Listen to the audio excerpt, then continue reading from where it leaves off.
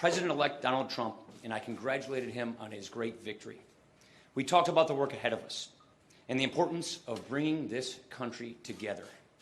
Let me just say, this is the most incredible political feat I have seen in my lifetime. This is something you've heard me say time and again. 7 out of 10 Americans, they do not like the direction our country is going. Many of our fellow citizens feel alienated and have lost faith in our core institutions. They don't feel heard, and they don't feel represented by those in office. But Donald Trump heard a voice out in this country that no one else heard. He connected in ways with people no one else did. He turned politics on its head. And now, Donald Trump will lead a unified Republican government. And we will work hand in hand on a positive agenda to tackle this country's big challenges. I want to congratulate my friend Mike Pence. Mike Pence is a good man, a principled conservative, and he will make a great vice president. I want to congratulate Reince Priebus.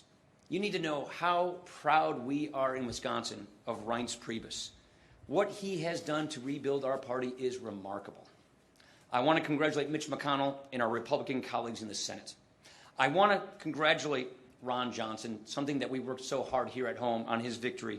Ron, Scott Walker, and I just spent 4 days on a bus in Wisconsin, crisscrossing this state, urging all Republicans to come together to unify to win, and that's exactly what happened. It was close quarters at time, and it was worth it to get Ron back in the next 6 years. Of course, I'm immensely proud of the campaign that our House members and our candidates ran. I want to congratulate Greg Walden and the team at the NRCC and our entire House leadership team. What a phenomenal job. Look at it this way. Our House majority is bigger than expected. We won more seats than anyone expected, and much of that is thanks to Donald Trump. Donald Trump provided the kind of coattails that got a lot of people over the finish line so that we could maintain our strong House and Senate majorities. Now we have important work to do. Many months ago, Republicans in the House united around a bold, specific agenda for this country. It offers a better way forward for America, and it will help us hit the ground running as we work with Donald Trump to do this. We will honor the timeless principles that our country was founded on: liberty, freedom, free enterprise, consent of the governed, and we will apply those principles to the problems of the day. This is the kind of unified Republican government that we set out to deliver. I want to close with this. There is no doubt our democracy can be very messy, and we do remain a sharply divided country. But now, as we do every 4 years, we have to work to heal the divisions of a long campaign. I think President-elect Donald Trump set the perfect tone last night for doing just this. And I know President Obama and Secretary Clinton are committed to bringing the country together. This needs to be a time of redemption, not a time of recrimination.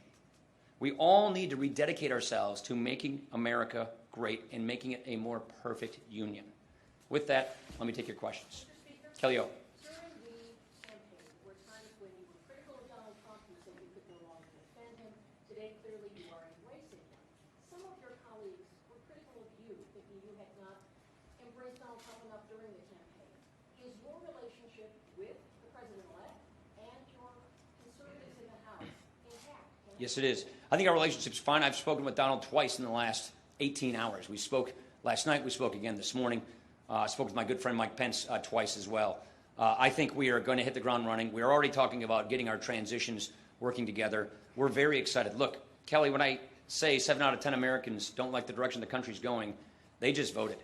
I think what Donald Trump just pulled off is an enormous political feat. It's an enormous feat in that he heard those voices that were out there that other people weren't hearing, and he just earned a mandate. And we now just have that unified Republican government. If you listen to us in the closing days of this campaign, whether it was crisscrossing America or crisscrossing Wisconsin, we were making an appeal to our fellow citizens and to all Republicans to come home and to unify. And we did just that, and that's why I'm excited about where we are. Yeah. During any of your conversations with the president-elect, did he assure you that he supports your speakership? We had great conversations about how we work together on the transition to make this work together. We're trying to get our schedules lined up to meet, to flesh out how we build our transition, how we go forward. And so, yes, I'm very excited about our ability to work together. Yeah. What do you say to voters in Wisconsin and nationwide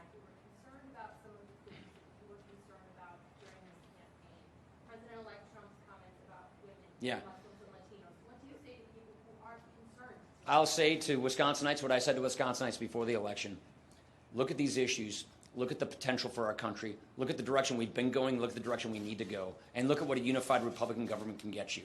Look, I'm really proud of the fact that for the first time since 1984, Wisconsin's 10 electoral votes went to Republicans. This is an enormous feat. But frankly, you saw the Marquette poll. I mean, Charles, you saw it. We didn't think it could happen. Donald Trump turned it on its head.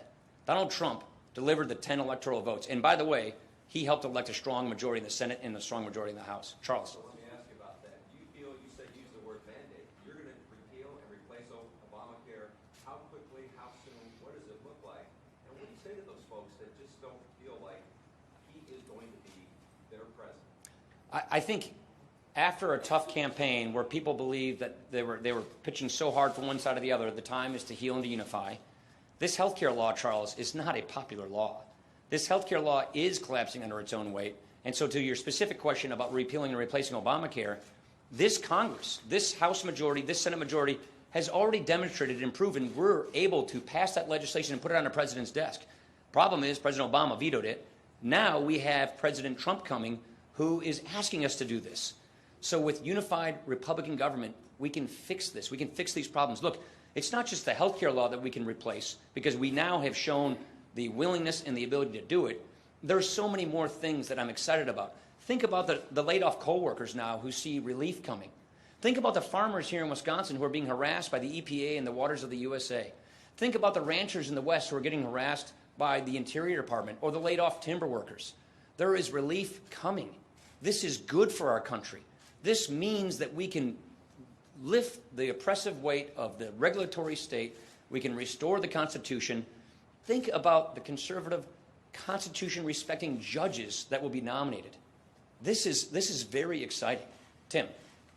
Speaker, I wonder if you see a reconfiguration of the Republican Party at this point, perhaps sort of away from the ideas and aspects you have long talked about, the promotion of conservative principles and more towards sort of a populist Republican Party. And as part of that also, I wonder, a lot of your colleagues in the House and Senate candidates as well ran explicitly saying that they would be a check on this incoming Republican president. And I wonder, as Speaker, what is the balance you need to strike out between working with the president? It's a good question. Trying to hedge, to make sure that Republican government does not repeat the mistakes of the latter half of the George W. Bush administration. I think the mistakes of the Republican government is that we didn't do the right thing at the right time. I think the mistakes that we made in the past is we didn't seize the opportunity when it presented itself. The opportunity is now here, and the opportunity is to go big, to go bold, and to get things done for the people of this country. And there are various different kinds of conservatives and different kinds of Republicans. We all come from different corners of our party. The key here is not only to unify and merge these approaches, as you just described, but to also invite everyone else in the country to get us focused on our solutions. What I see here is great potential. What I see here is with a unified government and not having more of this protracted, divided government that has been plaguing us for so many years, what I see now here with a unified government is the opportunity to get back to work for the American people. Donald Trump pulled off an amazing political feat. He deserves tremendous credit for that. It helped us keep our majorities. But it also showed the country that people don't like the direction we were going. We need to change direction.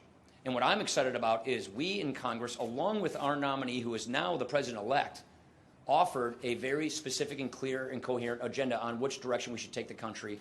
And that is now the direction we're going to go. And that's why I'm excited about working with our president-elect, working with our vice president-elect on the transition to make sure that we hit the ground running. Mr. Speaker? Yeah. Mr. Speaker, you say you want to unify the country, bring people together. I'm hearing a pervasive sense of fear from many people this morning. They don't know what to expect. They're worried about civil liberties being violated, things Mr. Trump has suggested during the campaign. What do you say to that? Well, Frank, I don't think people should be worried about civil liberties being violated, because take a look at the judges that he's already said he would choose from to put on the Supreme Court. These are judges that actually respect the Bill of Rights, that respect the Constitution. I think one of the biggest victories of this race is the Constitution itself. And so for those people who are concerned, or for those people who clearly didn't want the Republicans to win, we have a very clear agenda. We believe in the principles that built this country. We believe in the Constitution. We have an agenda to get people back to work. We want to bring accountability to the federal government. We want the federal government to respect the states.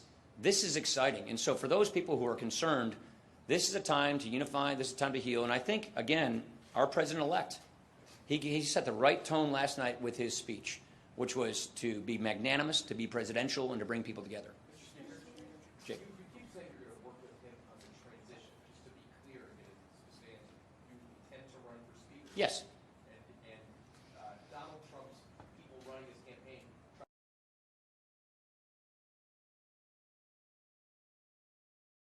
I feel very good where we are. Donald and I have had fantastic conversations just in the last 18 hours.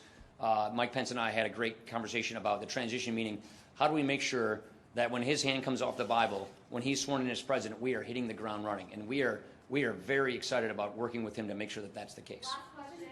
Yeah. In terms of getting the ground running, you got the lame duck coming out. I'm wondering if you were changing your approach on what you think you're going to do with a short-term spending bill, and are you going to reopen a budget bill so you can do budget reconciliation for tax reform for Obama? I won't get into the reconciliation issues. I think that's something to be predetermined. I want to sit down with our president-elect and his team to talk about what they want to achieve in the lame duck, what work they want to see taken care of now, what work they would like to take up when they come in office. This is something that we're going to have to plan with our president-elect on this transition. But I got to tell you, having been involved in these lame ducks before, it is very exciting to be going into a lame duck where we have a Republican president following right after it. So I'm excited about that. We're going to coordinate with our president-elect on just what they're hoping we can achieve in the lame duck. Thank you, everybody. Appreciate it. Thank you.